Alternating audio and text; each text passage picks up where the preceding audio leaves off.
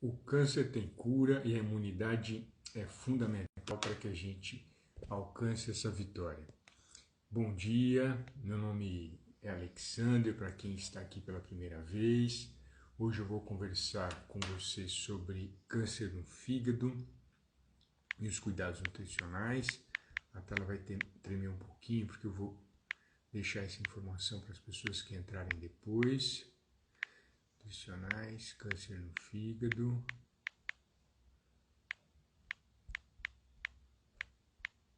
Eu vou aguardar um pouquinho mais pessoas entrarem para que a gente comece.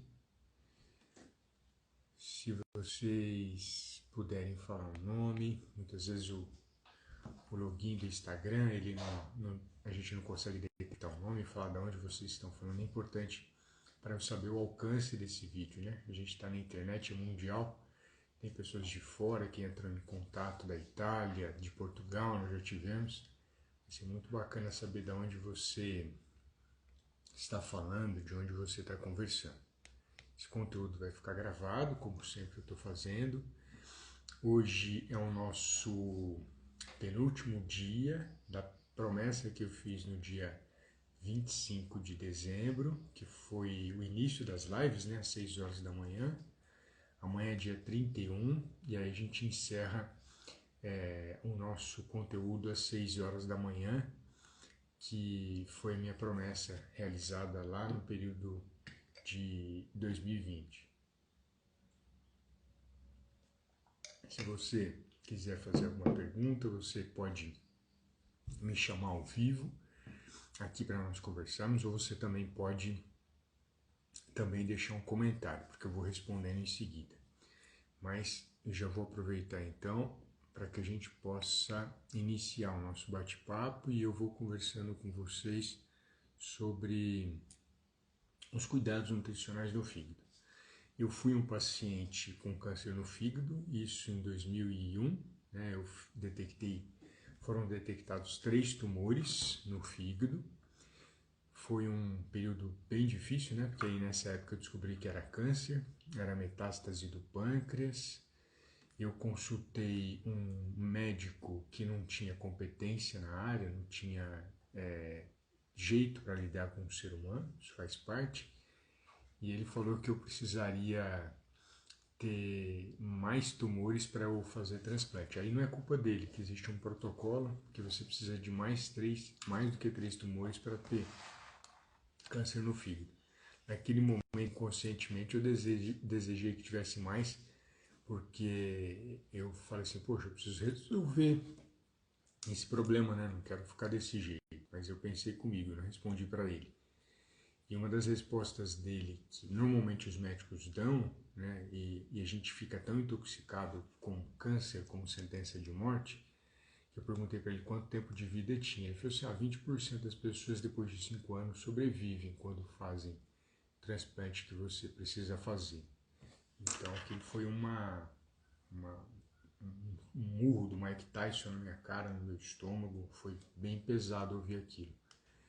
Então, quando eu fui para São Paulo, porque a Unesp não oferecia condições de avaliar de forma adequada essa situação, sou grato à Unesp, mas ela não tinha condições de avaliar de forma adequada, a visão dos médicos de São Paulo é totalmente diferente. Primeiro, porque não eram 3 tumores no fígado, eram 21. Já começar com erro de imagem da Unesp de Botucatu. O segundo é que quando você chega intoxicado, você faz perguntas tóxicas, infelizmente, o paciente ele não tem consciência de tudo que está acontecendo, né? E aí eu perguntei para o médico e ele falou que eu não tinha que pensar nisso, acho que ele comentou que não era Deus, que não tinha essas informações, né? Foi totalmente diferente. Então, o profissional de saúde, o médico, ele tem condição de não responder algumas perguntas, mesmo porque a função dele é ajudar e não tentar ser um boletim epidemiológico, um boletim médico. No meu destaque eu fiz uma fala nesse sentido, né, sobre a questão de morte por conta do câncer, letalidade, e eu achei muito legal ter falado essa frase, né, que a gente não é, o médico não é futurólogo, não tem boletim epidemiológico para ficar falando para o paciente, nem deveria fazer, que o paciente com câncer ele tem uma situação muito delicada, ele está muito fragilizado naquela hora, e que nenhum médico é futurólogo e nenhum cientista sabe o tempo de vida que você vai viver na Terra. Ninguém é dono disso daí. Não tem como você falar, você, de nome tal, doença tal, você vai viver uma semana, 6 meses tal. Isso é ridículo. Tanto é ridículo que quando ele me falou isso, esse médico em 2001, já se passaram 20 anos, né? Olha que engraçado, 20 anos. E se eu tivesse acreditado na besteira dele, né, tivesse entrado na bobagem epidemiológica que ele falou, eu não estaria vivo aqui porque poderia ter entrado em desespero. Graças a Deus, mantive minha mente aberta para não ficar abraçando esse tipo de coisa. E uma paciente minha, né, na verdade uma pessoa que entrou em contato comigo, o marido dela perguntou para o médico que ele teve câncer no pâncreas e ele perguntou, doutor, quanto tempo de vida eu tenho? Aí ela interrompeu o marido e falou assim, ó, ele não vai responder porque ele não sabe, ninguém sabe essa informação. E aí até o médico se surpreendeu, né, ficou surpreso e tem que ser, eu acredito, essa postura mesmo, a função do médico é mostrar os caminhos que podem ser feitos para ajudar. O que esse trabalho de futurologia não deve ser feito por ninguém, no meu entender. Eu acho que não é bem-vindo hora nenhuma. Sempre com ela, né? A minha amiga Água. Então, falando um pouquinho disso, depois de 2001, eu recebi o diagnóstico do câncer. Foi uma das vezes que eu mais chorei na minha vida, né? Até perguntaram se foi um pesadelo. Eu não consigo ter essa relação com o pesadelo. Também não consigo ver como uma relação bacana. Fiquei feliz com isso, de forma alguma.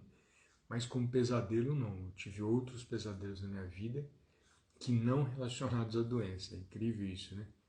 Tive outros que não seria assunto desse momento. Pode ser que a gente aborde isso em outra live. Mas não foi não vejo ele como pesadelo e também não senti ele como pesadelo. Vejo como uma das notícias mais tristes que eu recebi na vida, né? Mas não como pesadelo, porque eu queria sair dessa situação. E o pesadelo, acho que a gente fica preso naquilo e não quer ficar naquilo, mas eu não vi como pesadelo não. Pelo menos eu não me enxergo dessa maneira, nem me enxergo naquela época como pesadelo. Em relação ao diagnóstico, eles fizeram biópsia na Unesp, né, aí viram que era câncer. Eles enfiam uma agulha gigante assim no seu fígado, né, anestesia o local. O fígado é indolor, ele só dói a parte externa, né, a parte interna dele não tem nervo, então você não sente dor. Eu lembro que tremia muito a perna quando eles enfiaram essa injeção, essa agulha, né, não é injeção, essa agulha grande para fazer a biópsia. Aí a biópsia, ela solta uma garra e puxa uma parte do tumor. Se não me engano, tem esse efeito. Pelo menos isso há 20 anos, né? Hoje acho que já evoluiu bastante. Ou não sei. Eles fizeram a biópsia, tinha dado realmente que era um tumor maligno, né? Diagnóstico errado da Unesp lá atrás, falaram que era benigno. E eu lembro que eu tremia muito a perna quando fui fazer esse exame. Aí o médico perguntou por que eu estava tremendo. Aí eu falei assim, olha, eu não sei por que eu estou tremendo a perna. Ele foi gentil, não foi em nenhum momento indelicado. Eu não sei por que eu estou tremendo, mas eu não consigo fazer ela parar de tremer. Mas eu não vou sentir dor e não vou me mexer. Aí ele continuou fazendo o procedimento, tinham outros residentes ou médicos ali do lado. Ele faz guiado pelo ultrassom, né? Porque senão ele não sabe qual que é o tumor que ele vai pegar. Então acho que tinha um ultrassonografista e tinha ele fazendo a biópsia nesse momento, nessa hora. E aí depois o diagnóstico deu que era o câncer. Nessa época ainda eu não sabia, né? Quando viram os 3 tumores, os médicos falaram que poderia ser alguma alteração no fígado, veias, não sei o quê, ou tem alguns nomes específicos. E depois do diagnóstico aí realmente foi o dia do choro, né? O dia de chorar bastante. Aí eu fui encaminhado para São Paulo, né, para fazer o acompanhamento. E aí o médico falou que tinham 21 tumores, foi extremamente acolhedor no sentido humano, né, extremamente competente e acolhedor. E a parte que eu fiquei muito preocupado é que ele falou que iria fazer um exame específico para ver a sensibilidade desse tumor a algumas drogas, que a quimio e a radioterapia não seriam indicadas, mas que tinha uma droga na Holanda que tinha sido recém-desenvolvida para atacar exatamente esse tumor.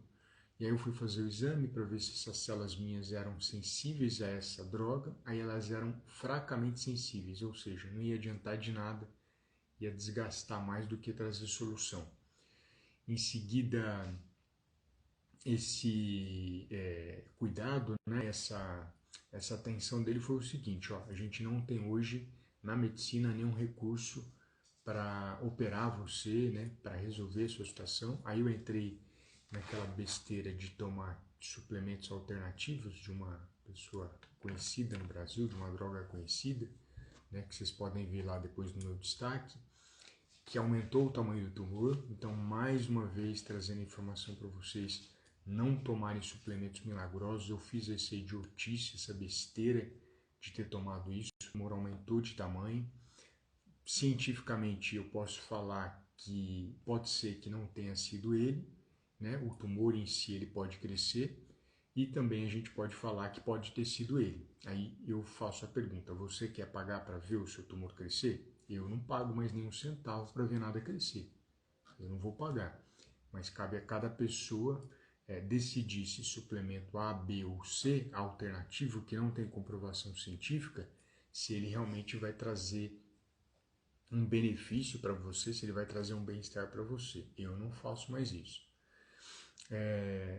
E aí eu procurei um outro médico em São Paulo, né, além do médico que eu estava consultando, que eu tenho um carinho muito grande por ele até hoje, mas eu acho que, na minha opinião, é importante uma segunda opinião, você saber de outro profissional. E aí quando eu fui conversar com esse profissional, eu percebi a arrogância em pessoa. Né? Eu tenho dificuldade de lidar com pessoas arrogantes, é um defeito meu.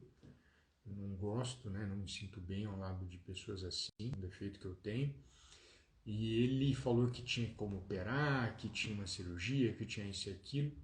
Só que olha que engraçado, eu não duvidei da técnica dele, que por questão da inteligência, da competência, ele seria capaz de operar, eu não duvidei.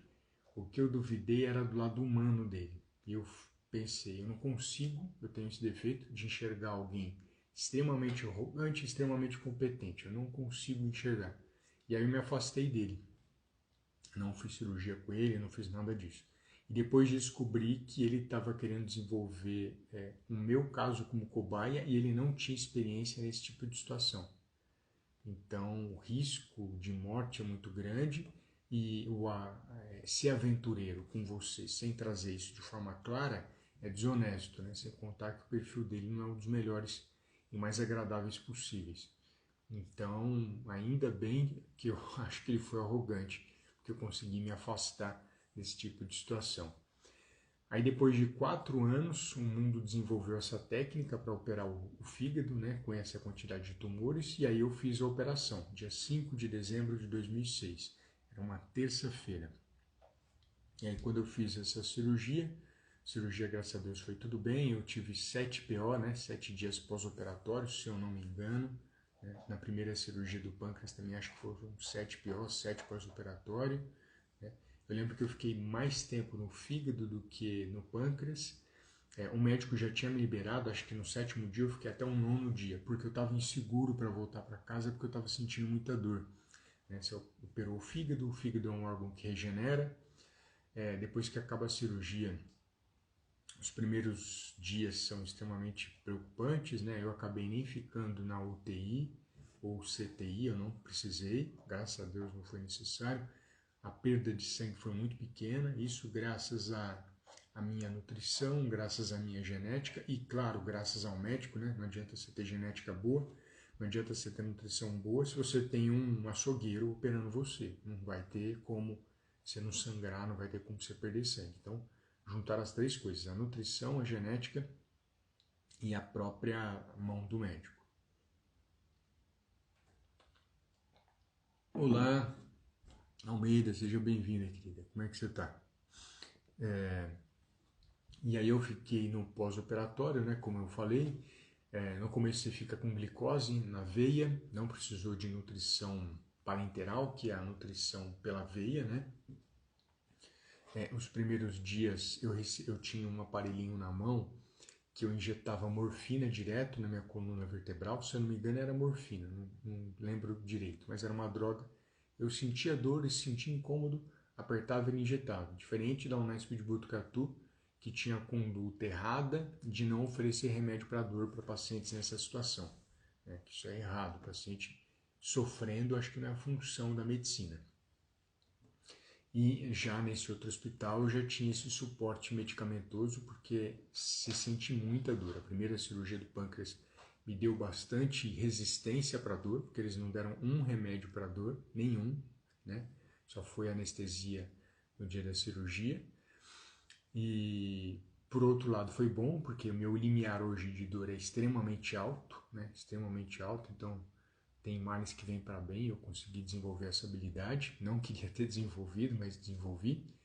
E no câncer do fígado eu já tinha essa resistência maior para a dor, mas eu tinha um suporte medicamentoso e queria que tivesse mesmo, que é muito importante isso. Então eu recebia esse remédio para dor, mas chegou uma hora que estava me incomodando toda vez que eu sentia dor, eu ter a possibilidade de tirar a dor. Não sei explicar por quê. Chegou uma hora que começou a ficar incômodo aquela situação. Eu queria me livrar daquela droga, daquela situação, e acho que no 5º dia pós-operatório eu pedi para a anestesista tirar aquela droga. E aí ela tirou, né, puxou o fiozinho que é direto na coluna vertebral. E aí eu comecei a sentir um pouquinho mais de dor, mas nada fora do comum. Você recebe também durante esse período que você faz a retirada do fígado albumina, né? A própria albumina que você produz no sangue. Alexander, mas o ovo não tem albumina? Não dá para substituir? Não dá. Porque a albumina que tem no ovo, você mastiga, vira aminoácido e entra no sangue. Quem produz essa albumina especial que está no sangue é o seu fígado. Como eu não tinha fígado ainda, né? Tinha 20% dele, a capacidade dele produzir albumina é infinitamente pequena. Então, eu poderia ficar com a barriga inchada. Para poder controlar a pressão do sangue, né, que a gente chama de pressão osmótica, a gente precisa receber a albumina, ele coloca numa espécie de um vidrinho, né, até lembro dele, é um vidrinho escuro, fica de cabeça para baixo e vai gotejando o seu sangue. Aí vai caindo a albumina e ela vai ajudando a controlar a pressão dos compostos que tem ali dentro. Porque a albumina, quando não tem no sangue, você fica com a barriga inchada, né? Você começa a perder muito líquido que está dentro do sangue e vai para fora do sangue. Então, é um recurso muito importante da medicina que é utilizado. E aí a nutrição, depois também, a gente tem que lembrar do seguinte, como é que funciona o fígado, né? Ele tem diversas funções, ele produz essa proteína que é a albumina, ele detoxifica drogas veterinárias que sejam hormônios de outras substâncias que você ingira, que seu organismo não conhece, ele que vai fazer esse papel de detoxificação, ou seja, vai tirar a toxicidade dessas substâncias. A gente vai ter, ele acaba armazenando bastante sangue, né? Porque ele é um órgão que o sangue vai sair do coração, vai passar por todos os órgãos, antes de chegar no coração ele passa de novo no fígado. Então ele vai ter essa característica, né, de demonstrar essa situação, de ter essa capacidade. Vai armazenar a glicose, né, que na verdade é armazenada em formato de glicogênio, e aí indiretamente o pâncreas secreta glucagon, quebra o glicogênio e libera a glicose no sangue para você ficar com a glicemia normal. E aí tem a função de digestão, aí entra a parte da nutrição. Qual que seria a digestão? Como o fígado secreta bile, Alexander, o que é bile? É uma substância que é com função detergente. Mesma coisa que você pegar uma bolha de gordura, uma bolota de gordura na pia, jogar detergente. O que o detergente faz? Transforma essa bolha de gordura em pequenas gotículas de gordura. A vantagem do fígado quando ele faz isso é que quando você emulsifica a gordura, que esse é o nome técnico, transforma bolas de gordura, bolotas de gordura em bolinhas, fica mais fácil do pâncreas fazer a digestão. Mesma coisa que você pensar numa chapa, que você vai jogar ácido nela, se você pega essa chapa e corta em milhares de pedacinhos pequenos, é muito mais fácil você enferrujar essa chapa do do que você deixar ela grande, né? Você não vai conseguir enferrujar todas as partes da chapa, só a superfície que o ácido tem contato. A bile também faz isso, ela emulsifica, ou seja, ela quebra essa bolota em bolotinhas pequenas e aumenta a superfície de ação das lipases e das enzimas digestivas que estão presentes no intestino. Quando a pessoa retira o fígado, indiretamente é obrigado a tirar a vesícula biliar, não tem como se fazer a retirada do fígado sem tirar a vesícula biliar, porque senão ela depois vai inflamar, né? Isso é grave, pode levar de novo o paciente para a cirurgia. Então é normal, você tira a vesícula biliar, mas mantém o ducto biliar, que vai indiretamente levar diretamente a bile para o intestino. Então o que acontece? Quando você começa a comer gordura diretamente no pós-cirúrgico, você vai vomitar, você vai ter diarreia, você vai passar mal. Ah, isso é para todo mundo? Não. Tem a situação de um colega médico que ele comenta que depois que ele fez uma cirurgia no fígado do paciente, ele pediu uma dieta normal, né? Uma dieta sólida, com gordura, com carne, isso e aquilo, e o paciente comeu tudo. Mas isso é comum? Não, não é comum, né? Isso é uma situação rara.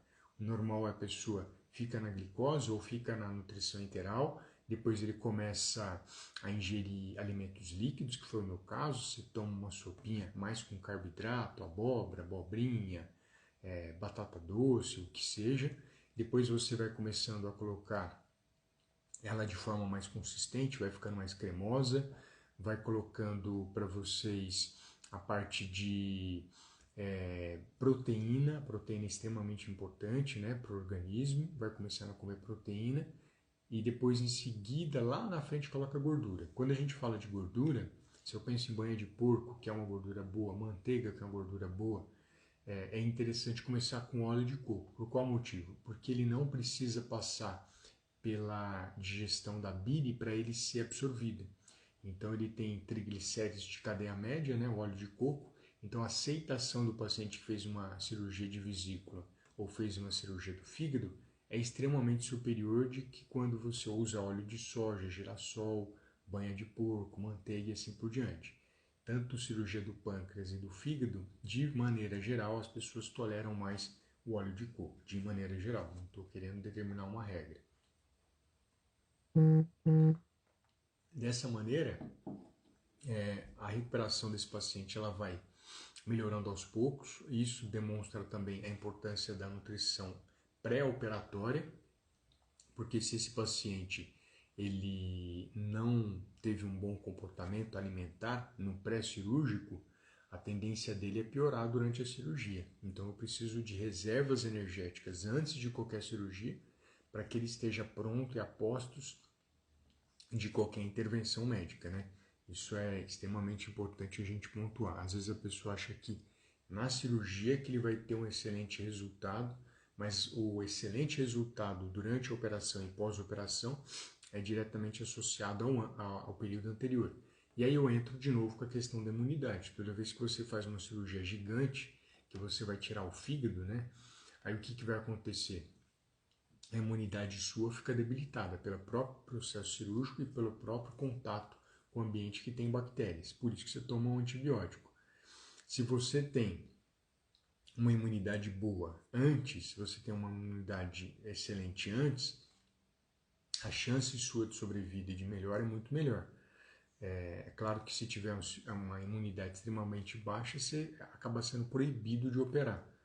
Mas se você também tem aquela imunidade mais ou menos, isso pode interferir no pós-operatório. Então, por isso, esse foco que eu tenho dado todos os dias, né, nas lives que eu faço, para a melhora da imunidade, para que esse paciente entre de forma excelente na cirurgia. Eu preciso que essa pessoa entre de forma excelente. Um dos nutrientes que, para recompor o fígado, a gente precisa ingerir de novo, são as proteínas, são alimentos ricos em ferro e ricos em fósforo. Um dos médicos que fez cirurgia oncológica, que é colega meu, ele sempre fala da necessidade de repor o fósforo nos pacientes que fazem a cirurgia do fígado, porque acaba diminuindo bastante a quantidade de fósforo no sangue. Então, o que acontece? Se você oferece uma alimentação mais rica em fósforo, você tem uma recuperação melhor do paciente que operou do fígado. E aí, dessa maneira, por exemplo, que alimentos vão conter o fósforo? É simples pensar, são os alimentos carnes. Se eu penso carne de boi, carne de frango, peixe, todos eles vão ajudar. Ah, mas peixe pode dar para pós-operatório? Pode dar, não tem problema. Existe um mito que não pode, mas o peixe é excelente alimento. Você só não vai oferecer o peixe se a pessoa tiver alergia a ele. Fora isso, ele é liberado. Então, esses alimentos são riquíssimos em fósforo, além de ser rico em proteína, rico em ferro, vão ajudar. Ovos também. Alimentos lácteos são extremamente interessantes para paciente que tem uma necessidade de mais fósforo. Se esse paciente tem intestino preso, o leite vai ajudar até mesmo a regularizar esse trânsito intestinal. E aí, quando esse paciente melhora e começa a comer alimento mais sólido, né? A carne pode estar moída, a carne de frango pode estar desfiada, pode estar de uma forma de mais fácil digestão. Mas quando eu falo de alimento sólido, que ele voltou a comer os bifes, os filés, o arroz, o feijão e outros suplementos que assim forem necessários, existe um alimento sólido que é muito bacana, que é o seguinte, que é as oleaginosas, castanha, castanha do Pará, castanha do caju, que além de ter a possibilidade de oferecer uma gordura que dá saciedade, uma gordura de boa qualidade, oferecem magnésio, que é importante para a absorção do cálcio, oferecem zinco, que é importante para a imunidade, e oferecem bastante fósforo, um alimento extremamente rico em fósforo. Ele vai também colaborar, ele também vai proteger essas pessoas que estiverem numa recuperação de uma cirurgia do fígado, que é uma cirurgia extremamente complexa, uma cirurgia muito delicada e que a gente precisa ter todo o olhar e todo cuidado.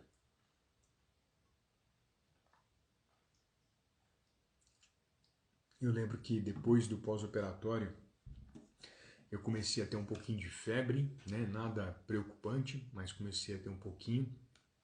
Estava tomando antibiótico e percebi, conversando com o médico, que a minha deficiência era água. Eu tomei água agora, eu lembrei. Então, no pós-operatório, eu caminhava todo dia depois das refeições um pouquinho, né? Porque quando você caminha, você regulariza o trânsito intestinal, a caminhada é boa para isso. Só que tomava água que regularizava o intestino, só que eu não estava tomando a quantidade de água para evitar febre. Então, naquele momento eu comecei a tomar mais suco de uva, né? Não lembro se era diluído ou não, mas eu acho que não era. E é uma opção. O suco pode ser uma opção para quem não é diabético. A água de coco pode ser uma opção. Os próprios limonada, laranjada, todos esses alimentos, né, que vão ter menos açúcar, vão contribuir para a hidratação e evitar essa questão da febre, que pode ser muito comum depois no pós-operatório.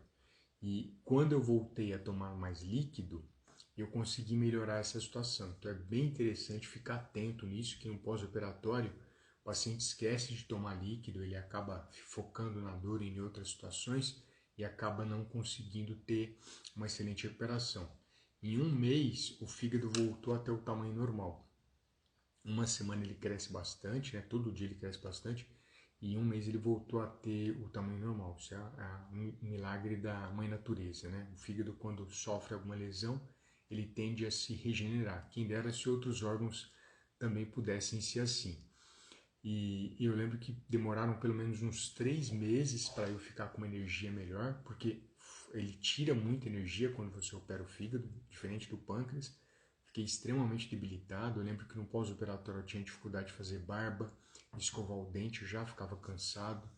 Então foi a vez na minha vida que eu mais fiquei cansado, né, em 2006, 14 anos. Então eu fiquei extremamente cansado e tinha menos de 40 anos, hein? Não era tão velho assim.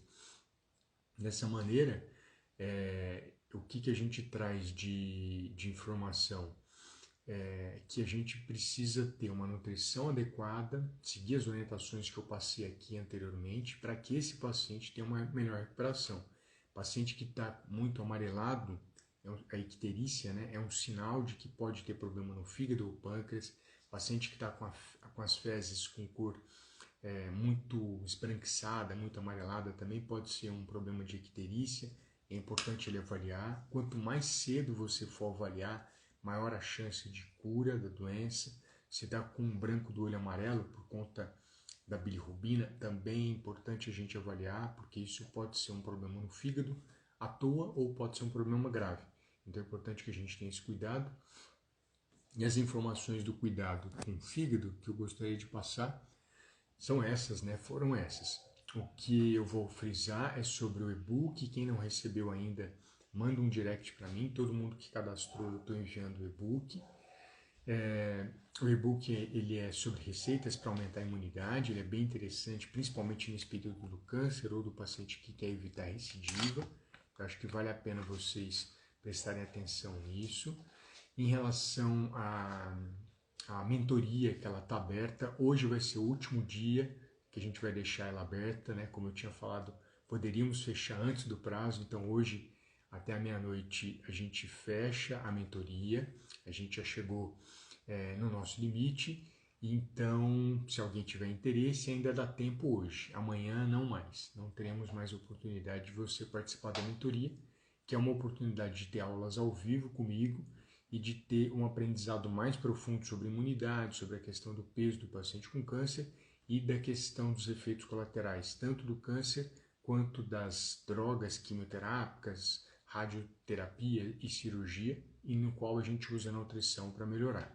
Para quem tiver interesse, é só clicar no link da bio e aí você vai ter a oportunidade de ser o meu aluno e fazer parte dessa mentoria. Então, encerra hoje às 23h59 a mentoria, tá bom? Então, desejo um excelente sábado para vocês e a gente vai se falando, a gente vai conversando.